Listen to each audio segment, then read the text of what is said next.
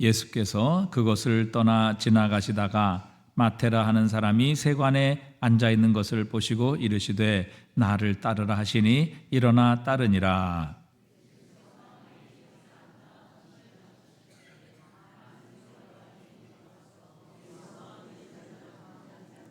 바리새인들이 보고 그의 제자들에게 이르되 어찌하여 너희 선생은 세리와 죄인들과 함께 잡수시느냐.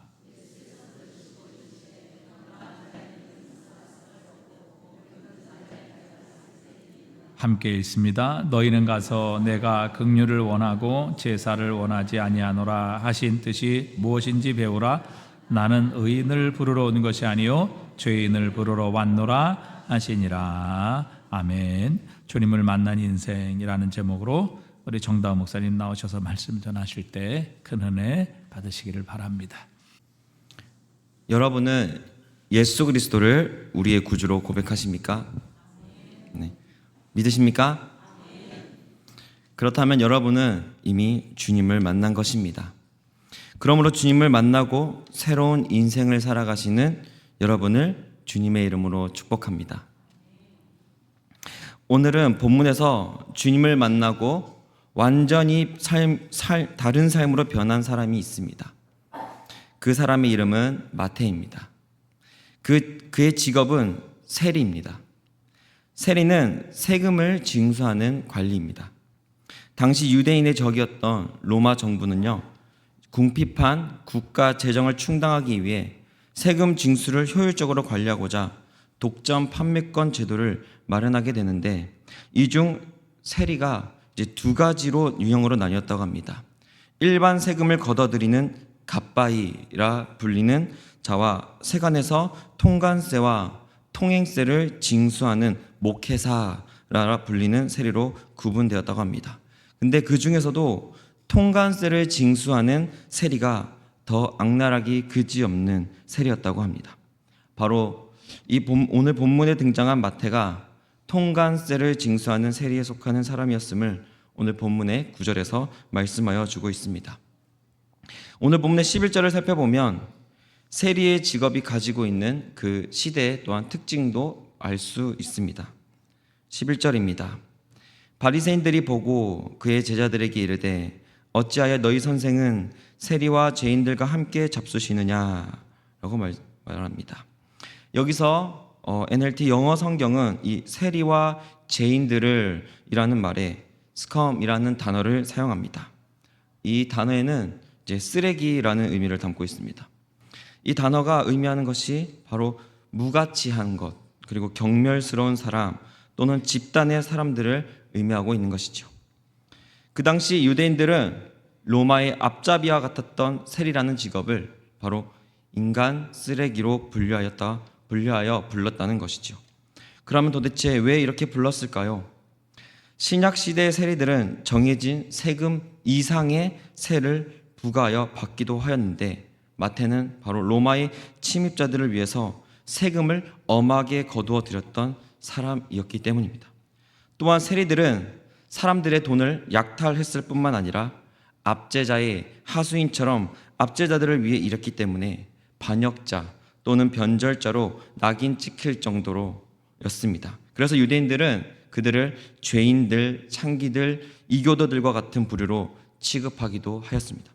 이렇게 마태는 유대인의 땅에서 그들의 사회 가운데 돈을 많이 벌어들여 부자로 살 수는 있었는지 모르겠지만 외롭게 지내는 그러한 사람이었습니다. 대상이었습니다. 바로 오늘 본문에 등장하는 마태의 위치가 그런 것이지요. 또한 마태는 자신과 같은 바로 똑같은 그런 사람들과 무리를 이루었다는 것을 오늘 본문에서 또 볼 수 있습니다.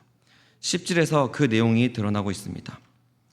예수님께서 마태를 부르시고 마태의 집에 계실 때를 보면요, 마태와 예수님과 그 제자들만 있었던 것이 아니라 자연스럽게 많은 세리들과 죄인들이 함께 왔다라는 것을 말씀하여 주고 있습니다. 그러니까 그곳에 예수님과 그 제자들이 만약에 없었다고 한다면 그 마태는요, 그 같은 부류의 사람들끼리 아주 자연스럽게 모여서 지냈다라는 것이죠.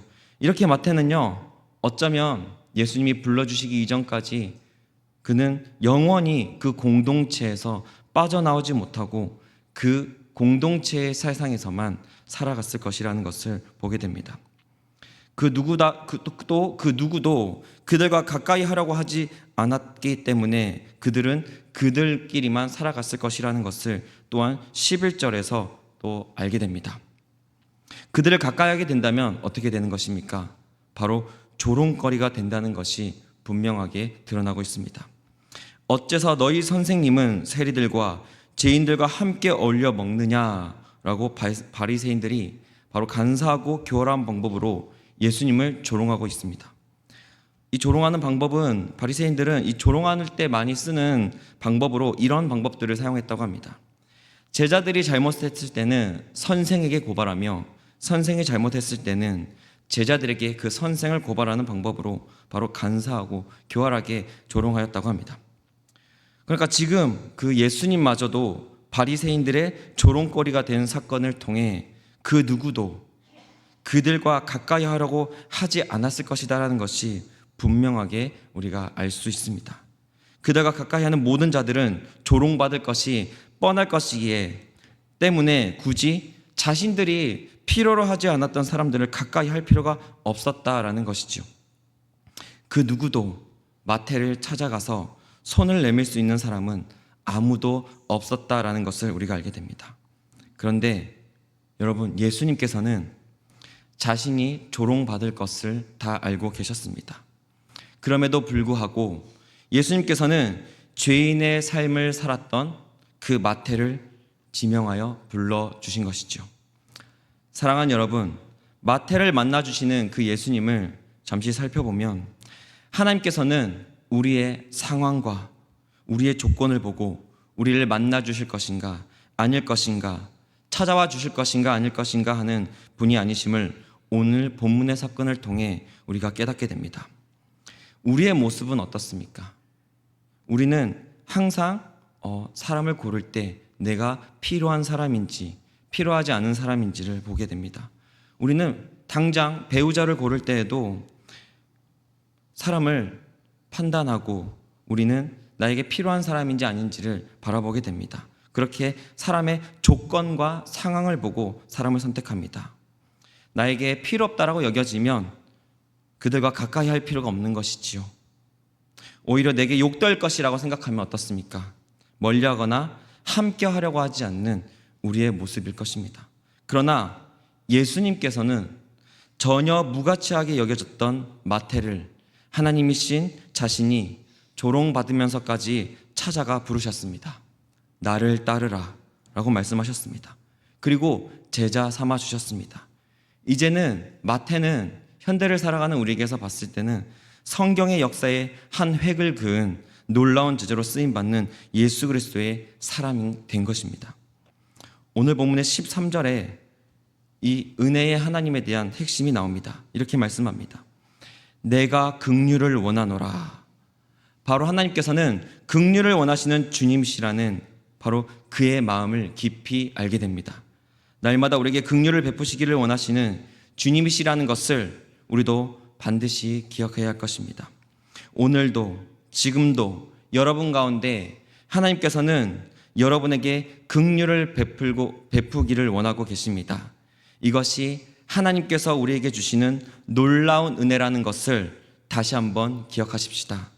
전적인 하나님의 은혜라는 것을 다시 한번 기억하시는 저와 여러분이 다 되었으면 좋겠습니다. 계속해서 이제 예수님께서 마태를 놀라운 은혜로 만나주시고 그의 인생이 완전히 바뀌어 버렸다는 것을 오늘 본문은 말씀하여 주고 있습니다. 마태는 어떤 위치에 있던 사람이었습니까? 세리라는 직업을 가지고 부자였지만 쓰레기라는 말을 듣는 그러한 위치에 있던 사람이었습니다. 우리가 앞서서 말씀드렸다시피 자비가 없을 정도로 엄하게 세금을 걷어들이는 사람이었고 반역자 또는 변절자라는 낙인이 찍힐 정도로 세금 이상의 세를 걷어들이며 압제자의 하수인과 같은 사람으로 악한 위치에 있던 사람이기 때문이죠.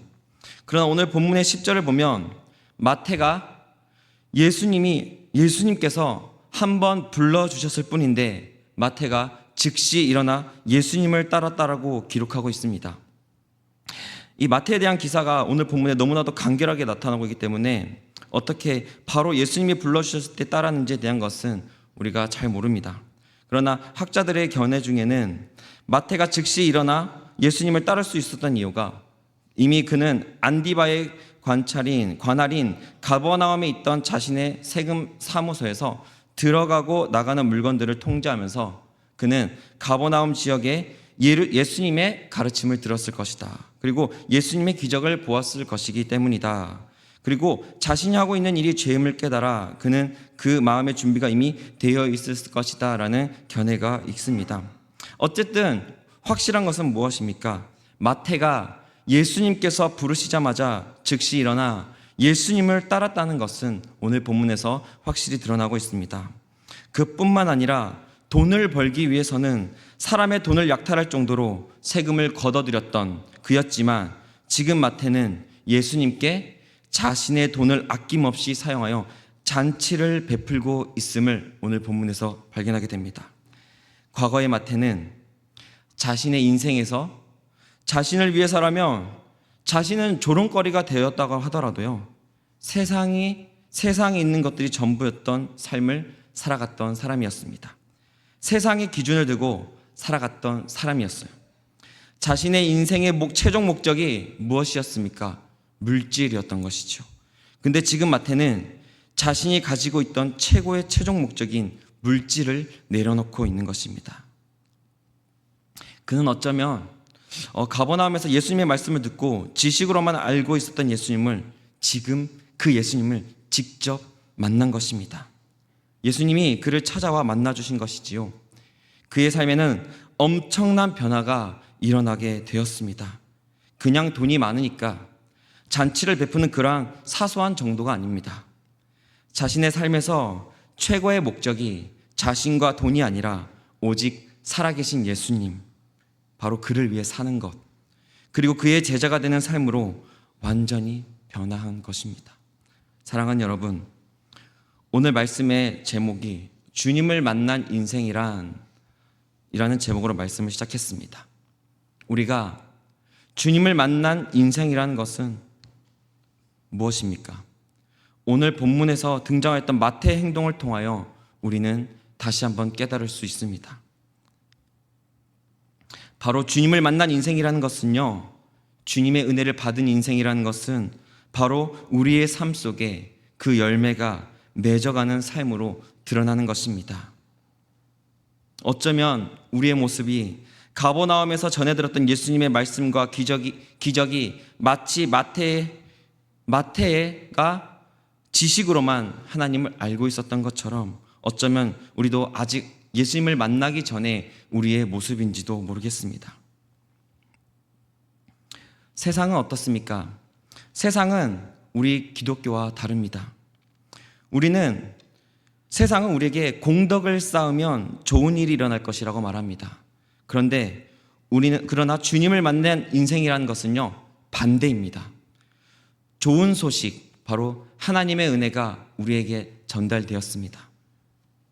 그리고 우리는 주님의 말씀에 순종으로 쌓아가게 되는 것이 바로 열매 맺는 삶으로 살아가는 우리의 모습이 되어지는 것이 바로 주님을 만난 인생이라는 것을 오늘 마태를 통해 우리가 알 수 있는 것입니다. 그리스도인은 지금부터 이 땅에서의 복을 받기 위해서 나아가는 것이 아닙니다. 이미 큰 복을 받은 우리는, 구원의 선물로 받은 우리는 이제 주님을 만난 인생으로 변화를 경험하는 것입니다. 그리고 주님이 원하시는 삶으로 나아가는 것입니다. 한마디로 이렇게 표현할 수 있을 것 같습니다. 바로 내어드림의 삶으로 나아가는 것이다. 이것이 주님을 만난 인생이라는 것을 오늘 우리가 본문을 통해 깨닫는 우리가 되었으면 좋겠습니다. 사랑하는 여러분, 여러분은 주님을 만난 인생을 경험하고 계십니까? 주님이 주신 크신 은혜 가운데에 주님을 만난 인생의 삶이 여러분 가운데 있으십니까? 여러분의 삶 속에는 하나님께서 우리를 만나주시는 감격이 여전히 남아 있으십니까? 그 감격을 품고 살아가는 것, 바로 하나님이 주신 구원의 은혜를 가지고 이제는 주님께 내어드리는 삶, 주님의 말씀 가운데 또한 형제에게 내어드리는 삶이야말로 이것이 주님을 만난 인생이라는 것을 오늘 깨닫는 저와 여러분이 다 되시기를 소망합니다. 마무리를 하겠습니다. 하나님께서는 날마다 우리를 일방적으로 큰 은혜를 주시기를 원하시는 분이십니다. 날마다 주님은 우리에게 긍휼을 베푸시기를 원하시는 주님이십니다. 오늘 예수님께서는 마태를 찾아 나아가실 때에 함께 식사하시며 교제를 나누실 때에 예수님께서는 자신이 조롱받고 비난받을 줄도 아셨습니다. 그러나 예수님께서는 마태를 불러주시는 놀라운 하나님이신 예수님이셨습니다. 우리의 모습이 어떠하든 죄인된 우리의 상황이 어떠하든 주님께서는 마태를 부르시듯 지금 여기에 계신 우리들을 불러주셨으며 여전히 부르고 계십니다. 절대로 구원받지 못할 죄인인 우리를 구원의 길로 인도하시기 위하여 우리를 불러주십니다. 불러주셨습니다. 주님 안에 섬기게 하셨습니다. 넘치는 복으로 여전히 우리를 부르고 계십니다. 넘치는 사랑으로 우리에게 긍휼을 베풀고 계신다는 것이죠. 이제는 우리에게 구원이 있는 것입니다. 예수님의 부름에 우리는 구원이 있는 것입니다. 우리에게는 생명이 있습니다. 그런데 오늘 본문의 말씀 가운데 바로 여기서 끝나는 믿음이어서는 안 된다라는 것이지요. 주님을 만난 인생의 열매가 맺어져야 하는 것이 진정한 주님을 만난 인생이라는 것입니다. 시편 105편 45절은 이렇게 말씀합니다. 다 같이 한번 읽어보겠습니다. 시작.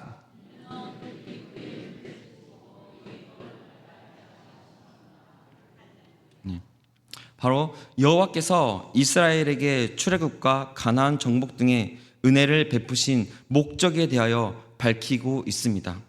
그 목적이 바로 하나님의 백성인 그들이 하나님의 율례를 지키고 하나님의 법을 따르게 하려 하심이라는 것을 말씀하여 주고 있는 것이지요. 바로 하나님께서 우리를 구원하시기 위하여 우리를 찾으시며 긍휼을 베푸시고 은혜를 베푸신 것이 무엇인가 분명하게 드러내주고 있습니다.